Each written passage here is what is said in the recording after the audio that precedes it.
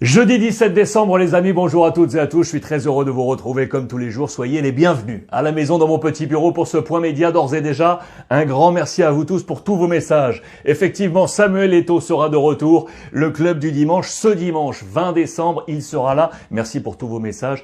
On prépare ça avec énormément d'énergie et j'attends toutes vos questions pour le Big Sam. Le titre fort, c'est l'Angleterre. Avec la prise de pouvoir de Liverpool, c'était le gros match attendu hier entre Liverpool et Tottenham. Liverpool s'est imposé face à José Mourinho avec ce visage, le visage de Bobby Roberto Firmino qui a marqué le but de la victoire en faveur de Liverpool. On va décortiquer tout ça ensemble. C'est l'information principale de cette première ligue. Voici le classement à l'issue. Donc Liverpool qui prend les commandes avec 28 points devant Tottenham 25. Notez bien Leicester qui est là. Notez bien Everton également qui a fait une bonne opération. Manchester United dans la deuxième partie de tableau. Arsenal qui a fait match nul face à Southampton. Ce match décrypté avec donc le coup de boule de Bobby qui puts Reds on the top.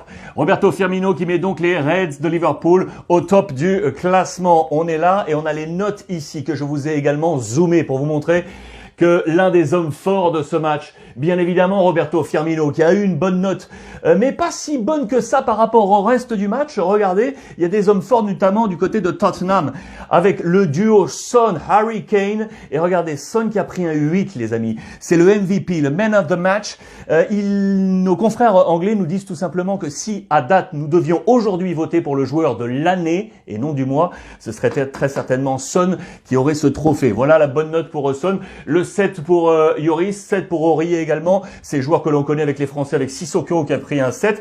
L'ancien Parisien Lo Celso a un 6.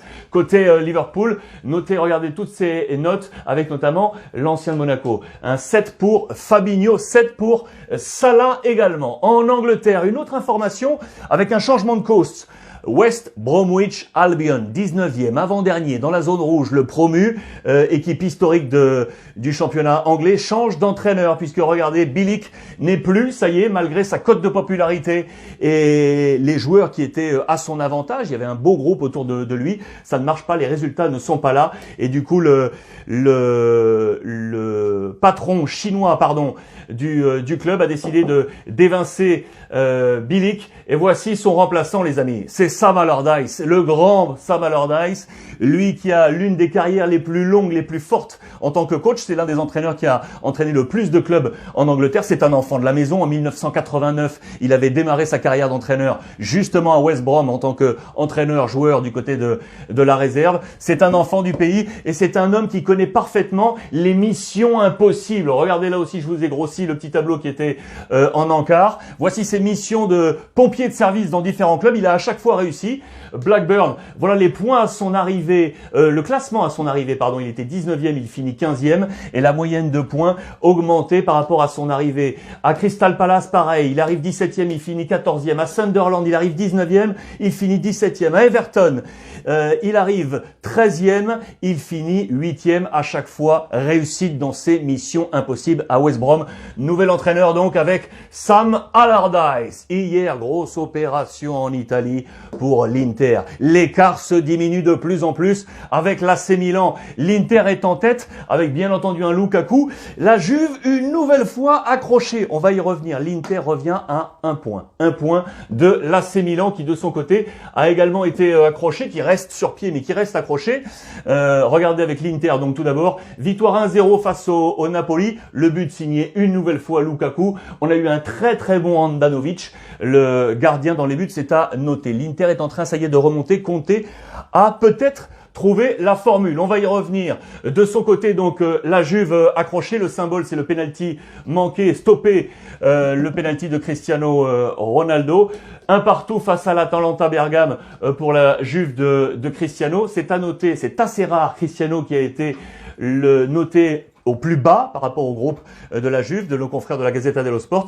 Vous le voyez, c'est le pire. Il a eu un 5 sur 10. La Juve accroché, qui n'a pas encore trouvé, lui, de son côté, Pirlo, la bonne formule pour aller toucher l'Inter. En parlant d'Italie, je voulais également vous montrer ça parce que c'est intéressant. Du côté de la Fiorentina, match nul face à Sassuolo. Ribéry face à Maxime Lopez. Max Lopez n'a pas joué, il est resté sur le banc. Mais Ribéry a tout simplement été le meilleur joueur de cette rencontre. Regardez les notes de la Gazeta. Il a pris un 7 sur 10.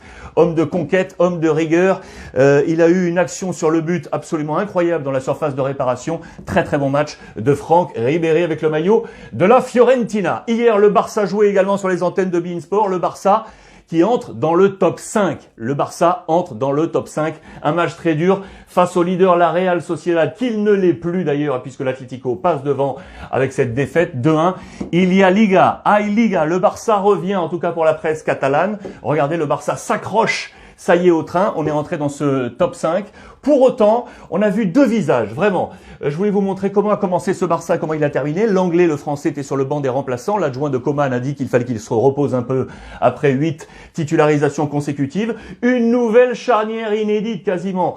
Araujo Mingueza, qui était donc à la place ici. Voici quel était ce 11 de départ avec Griezmann. Ça, c'est à noter. Ça, c'est une surprise. Ça, de mon côté, je ne le comprends pas encore. Braithwaite maintenu sur un flanc au lieu d'être dans l'axe pour libérer les espaces pour Griezmann et Messi. Braithwaite est resté sur ce côté. Voilà comment le Barça a terminé ce match avec l'entrée notamment de Pjanic. L'Anglais est entré en jeu dans cette rencontre. Aleñá également. Et vous le voyez, Braithwaite est lui resté de ce côté. Griezmann est sorti dans ce match, c'est à noter. De Jong a été l'homme fort de cette rencontre. On va le voir en page intérieure.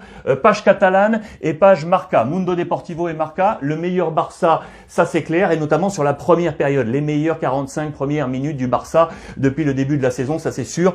En revanche, ça s'est délité en seconde période. On a même regardé à chaque fois l'arbitre dans la fin de match pour attendre ce coup de sifflet final. Et vous le voyez, Marca qui le dit.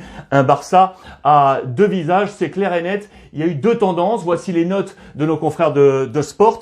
À noter le 6 d'Antoine Griezmann. Il a eu deux bons ballons. Un ballon qu'il a offert à Braithwaite et un ballon sur la barre. Puis un ballon que le gardien adverse a eu presque comme une passe alors que le but était ouvert. Un poil de malchance pour Antoine Griezmann sur cette action. Vous reverrez ça très certainement sur beinsport.fr. Vous avez tous les détails en vidéo du match du Barça. Messi a pris un 7 et logiquement meilleure note pour De Jong avec un 8. Bon match de Jong. À noter également Pedri qui a pris un 8. Intéressant.